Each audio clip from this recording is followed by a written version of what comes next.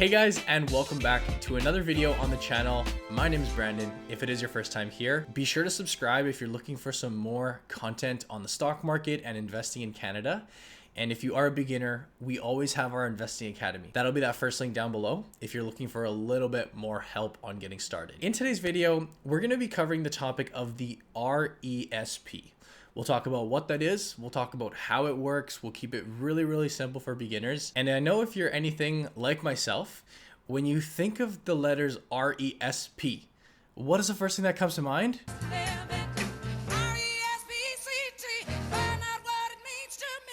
RESPCT. Find out what it means to me. Okay, that is definitely not the RESP we're here to talk about today. Today we are talking about the Registered Education Savings Plan. And as the name kind of implies there, this is a plan, this is an account that is dedicated to your child's education fund. And I know the name does imply that it's a savings account. It even has the word savings in there, but very much like an RRSP, very much like a TFSA, these are actually investing accounts. So an investment account where you can put money in and you have the right, you can go out and buy stocks, you can buy bonds, you can buy mutual funds, ETFs.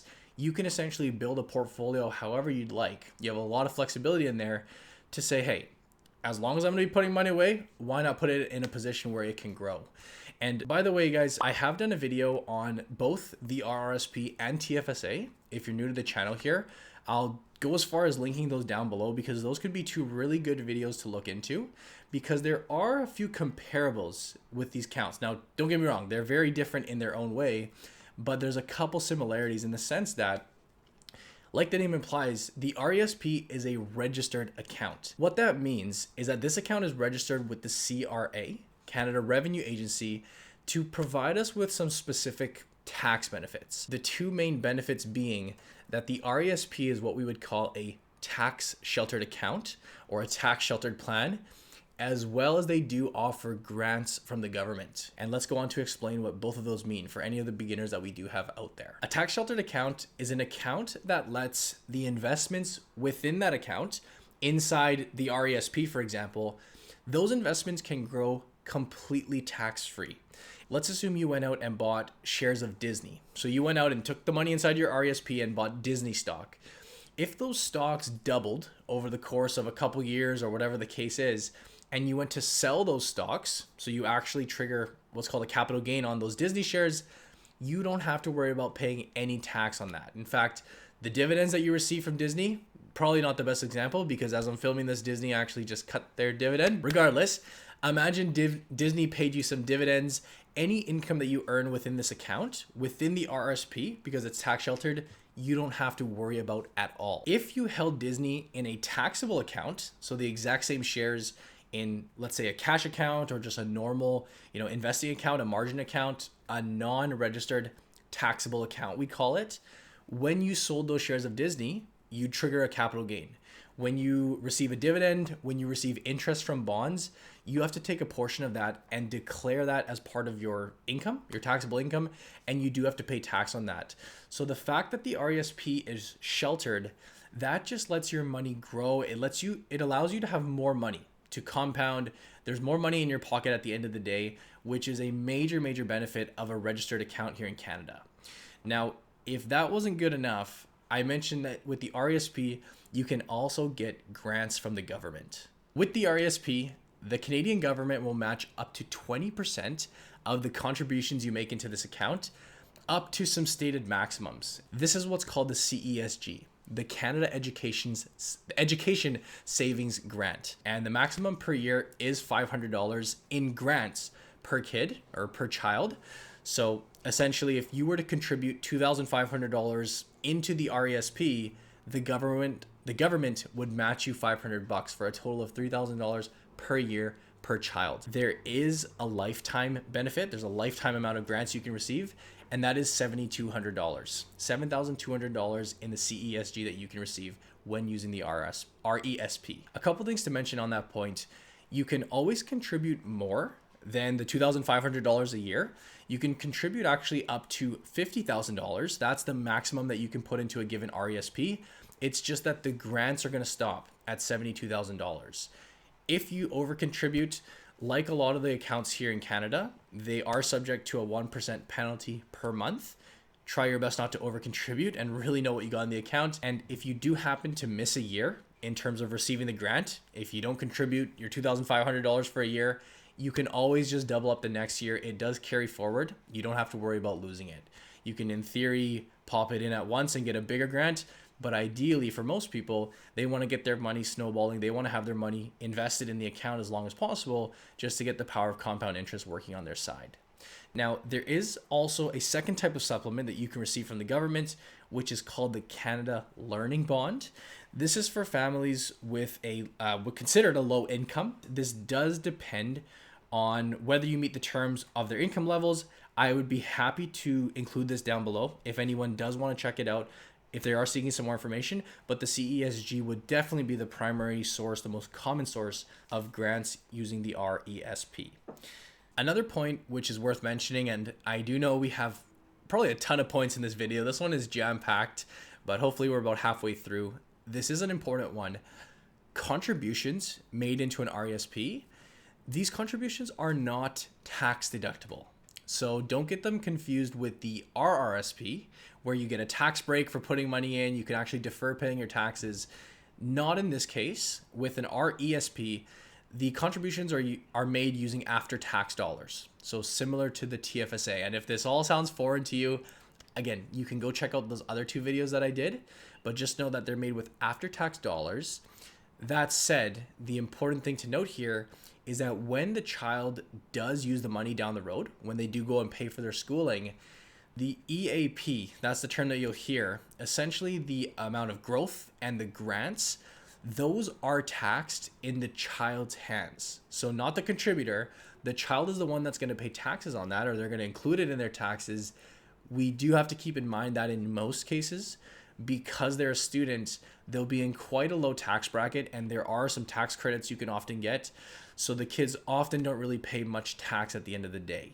But it is worth noting that's kind of how that system works. Now, if you have multiple children, let's say you have 2 kids, how does this work? And you'll hear of 2 different types of RESPs. An individual RESP. You also have what's called a family RESP. The individual RESP, the structure on this one, the beneficiary does not actually have to be related by blood, as a fun fact. And essentially, one option you could do is opening up 2 individual RESPs. Each RESP would have the respective child as its own beneficiary.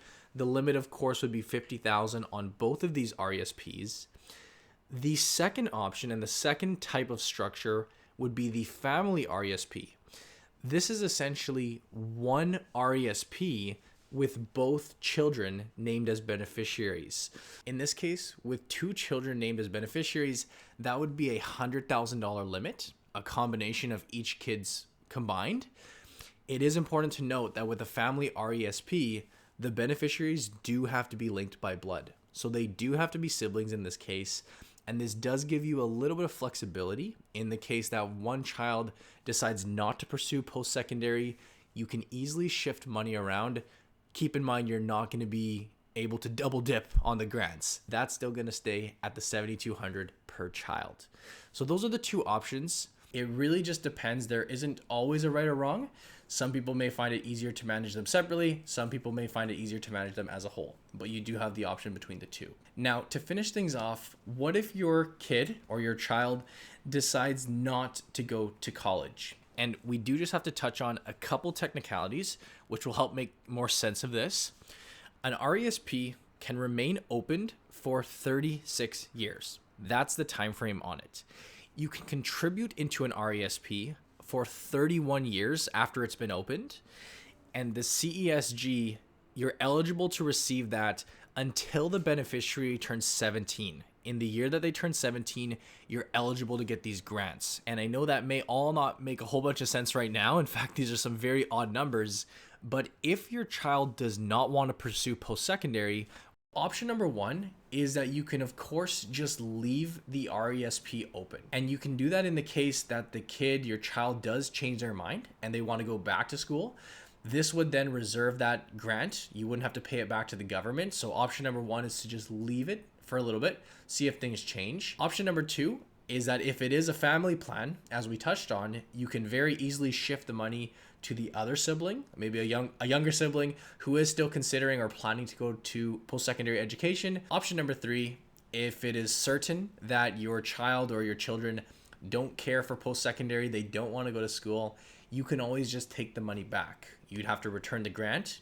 You as a contributor would not be receiving that. You could roll that over into your RRSP, assuming you had room. If you had enough space there, you could roll it into your RRSP.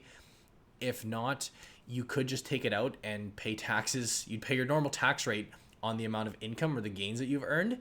There is also, though, in that case, a 20% penalty in the case that you do end up taking that yourself. So it'd be your normal tax rate plus 20% if by all means nobody wants to use the money. As you can see, guys, there is just a ton of info when it comes to the RESPs. At the end of the day, what you need to know is that the RESP is a phenomenal account here for Canadians. If you're someone that was planning on putting money aside regardless for your children's education, why not put it in an RESP, get the free money, get the grants from the government, and of course let your investments grow in a tax sheltered plan.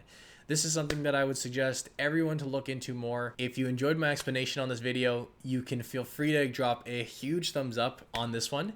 That's just a great way of showing your support on the channel. That really does help me out. Hitting that thumbs up button. Like I said, you can subscribe to the content. You can subscribe to the channel if you're looking for more content if you are new here, because we post weekly videos on the stock market for Canadians, all types of topics. I would definitely recommend checking out my TFSA video and RRSP video if you haven't checked those out already, which again will be linked down below. But lastly, as always, if you're a beginner to the stock market and you do need some extra help, if you're completely new and you want to open up an RESP or you want to start managing your own portfolio, we are working with Canadians every single day, bringing them through that entire process, teaching them, helping them set things up. We'll walk you through step by step, making sure that you understand what you're doing, making sure that you've got all your investments bought. That's what we call our Investing Academy, and you can as well find that down below this video in the description. But as always, I thank you guys for watching.